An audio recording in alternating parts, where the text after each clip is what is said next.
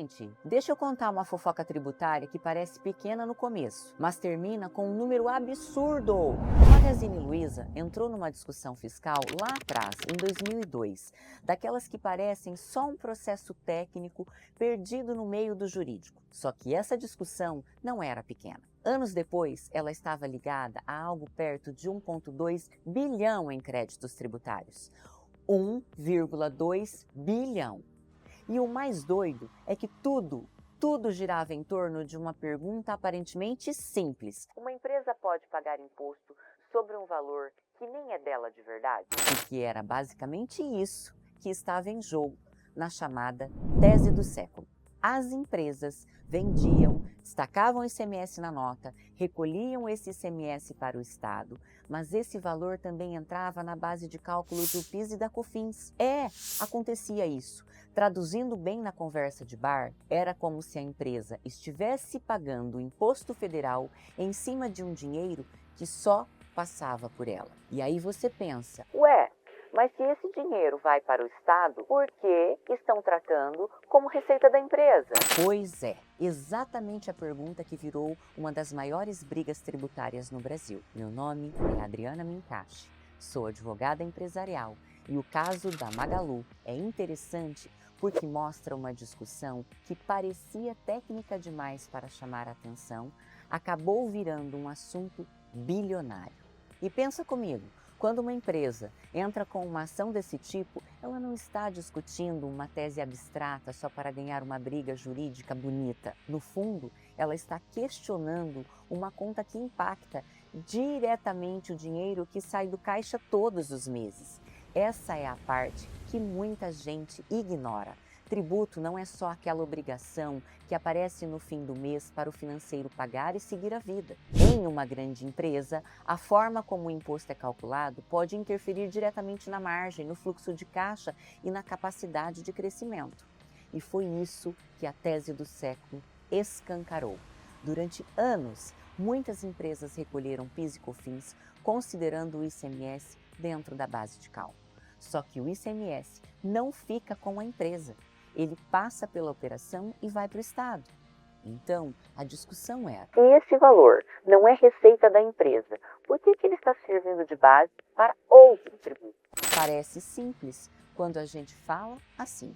Mas, na prática, essa pergunta levou anos para ser resolvida e movimentou bilhões em créditos tributários no Brasil. No caso do Magalu, segundo informações divulgadas pela própria imprensa, essa discussão estava ligada a cerca de 1,2 bilhões em créditos tributários.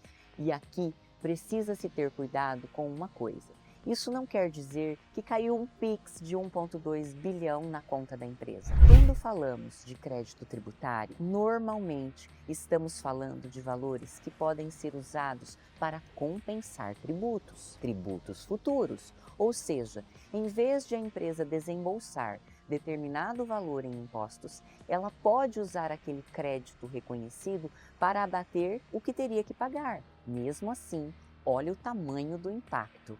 Uma discussão sobre a forma de calcular imposto virou uma oportunidade financeira enorme. E agora vem o ponto principal.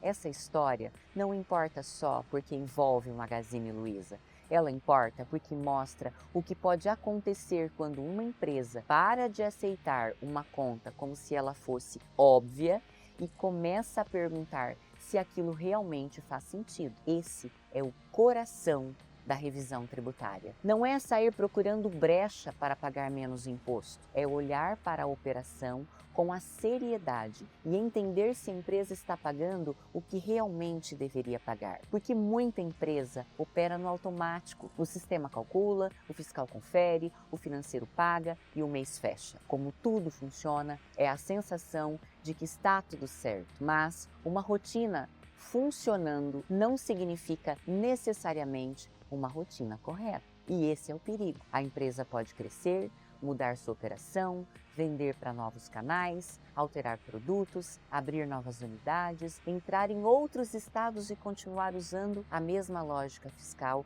de anos atrás. Não porque alguém quis errar, mas porque a rotina foi engolindo a análise. Quando ninguém revisa, o costume vira regra, e no tributário, costume pode custar muito caro. A revisão tributária entra justamente nesse ponto. Ela coloca uma lupa sobre aquilo que a empresa já faz todos os meses e pergunta se aquela lógica ainda se sustenta. O cálculo está correto? A base da tributação faz sentido? Existe crédito que deveria ter sido aproveitado? Alguma decisão judicial mudou o entendimento aplicando ou aplicado àquela operação? O sistema reflete a realidade atual da empresa ou só repete uma configuração antiga? Esse tipo de pergunta não é burocracia, não é burocrática, é empresarial. Porque uma diferença aparentemente pequena em uma apuração pode virar um valor muito relevante quando se repete ao longo de anos em uma operação grande, com volume alto e muitas movimentações. Foi exatamente isso que fez a tese do século ganhar este nome. Ela mostrou que uma discussão tributária, quando bem analisada, pode sair do campo técnico e chegar direto na estratégia da empresa. E não é só sobre recuperar valores. Uma revisão bem feita também mostra fragilidade. Às vezes, a empresa descobre que pagou mais do que deveria. Em outros casos, percebe que existe um risco e precisa corrigir rapidamente antes de virar um problema com o próprio fisco. O valor da revisão está justamente nisso. Ela dá visão. A empresa deixa de operar no escuro e passa a entender melhor onde está segura, onde pode recuperar dinheiro de forma legítima e onde precisa ajustar a rota. Se você está gostando desse vídeo, já deixa o like e se inscreve no canal. A ideia aqui é trazer temas complexos do mundo empresarial de um jeito simples, direto e útil para quem toma a decisão. Voltando para o Magalu, o número de 1,2 bilhão chama a atenção, claro que chama. Mas a lição mais importante não é imaginar que toda empresa vai ter uma tese bilionária escondida. A lição é perceber que o tributário precisa ser tratado com a mesma inteligência estratégica que a empresa aplica em suas vendas, na gestão, na expansão e no controle financeiro. Porque não adianta uma empresa lutar para aumentar receita, reduzir custo e melhorar margem se ela nunca olhou com profundidade para uma das maiores saídas do seu caixa, os tributos. E aqui está a provocação. Quantas empresas pagam impostos hoje? Não porque analisaram profundamente a operação, mas porque herdaram uma forma de fazer e seguiram repetindo?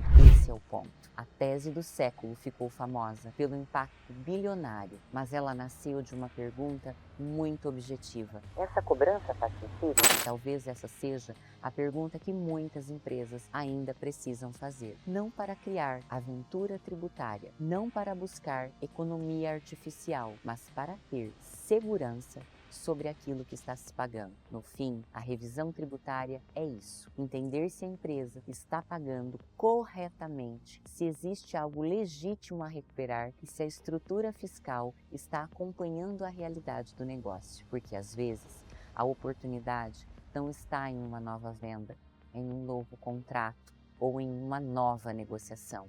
Às vezes, ela está em olhar com mais atenção para aquilo que a empresa já pagou e nunca questionou. E agora, eu quero saber de você. Você acha que as empresas tratam o tributário como parte da estratégia ou ainda deixam esse assunto preso na rotina do fiscal? Comenta aqui embaixo, porque eu quero saber a sua opinião.